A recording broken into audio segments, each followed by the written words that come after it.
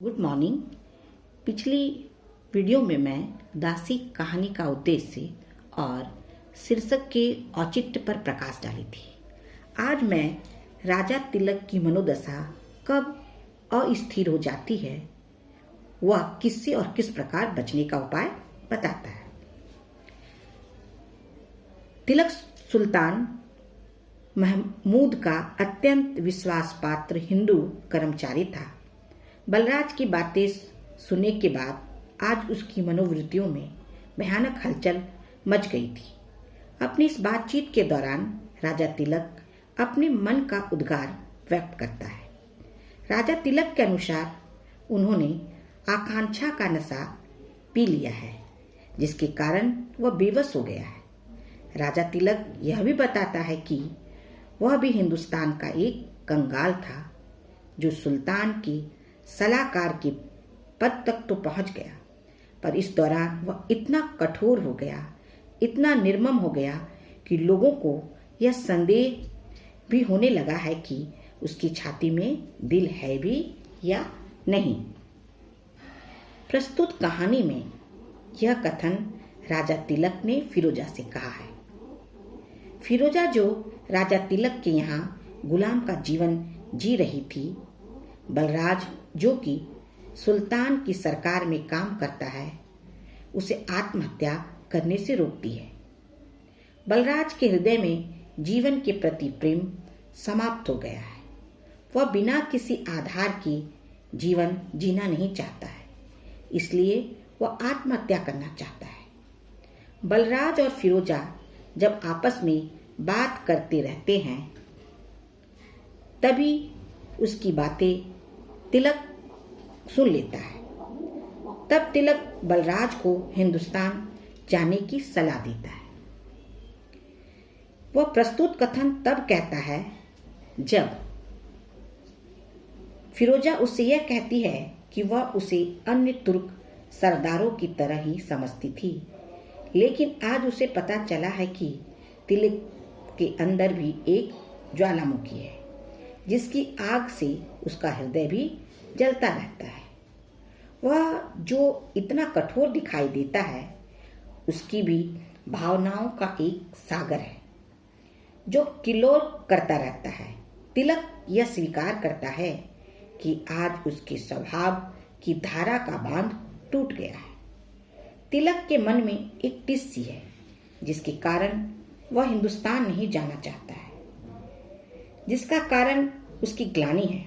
उसकी एक बहन थी, जिसे वह वहीं छोड़ आया और वर्षों से उसके बारे में जानने की कोई कोशिश भी नहीं की। इन्हीं कारणों से वह शर्मिंदा हो रहा है।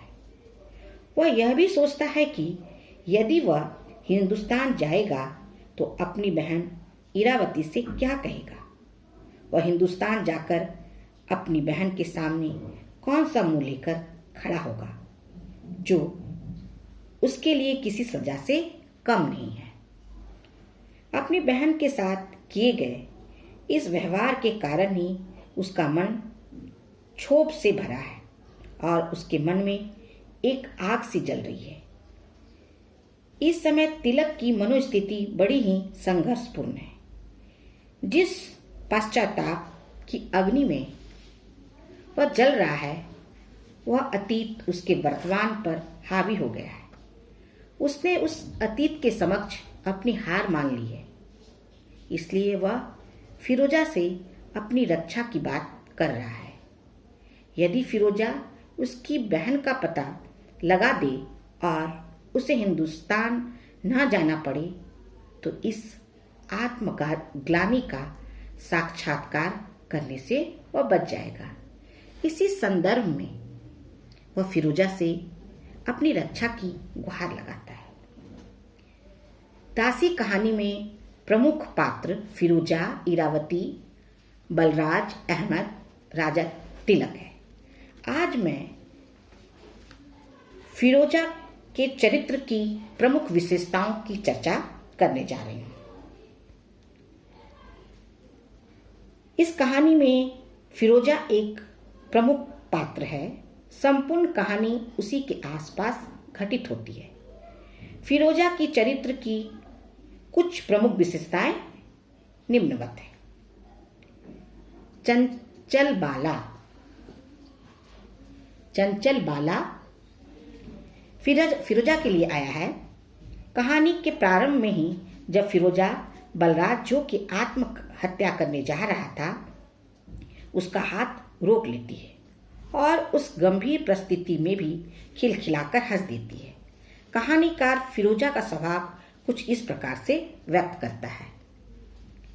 अल्हड़पन, चंचलता और हंसी से बनी हुई वह तुर्क बाला सब हृदयों के स्नेह के समीप थी। उसके चरित्र की दूसरी विशेषता संवेदनशील।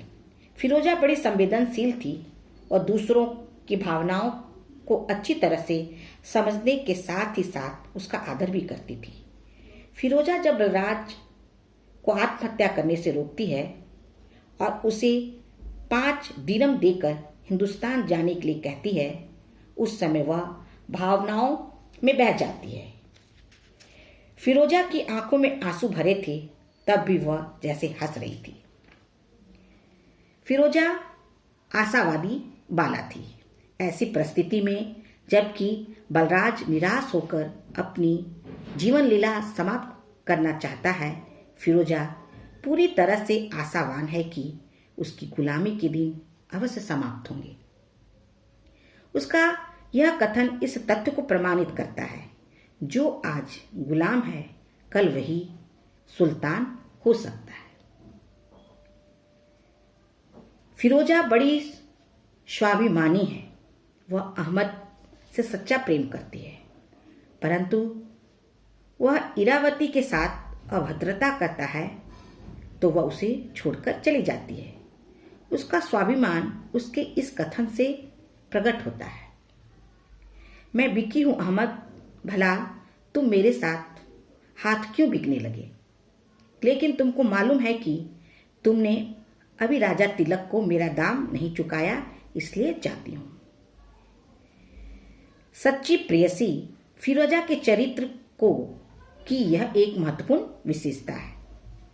कहानी के अंत में अहमद की मृत्यु के बाद उसकी समाधि की सेवा करना उसके अद्वितीय प्रेम को प्रदर्शित करता है, जिसे लेखक ने इन शब्दों में व्यक्त किया है, उस समाधि की वह आजीवन दासी बनी रही।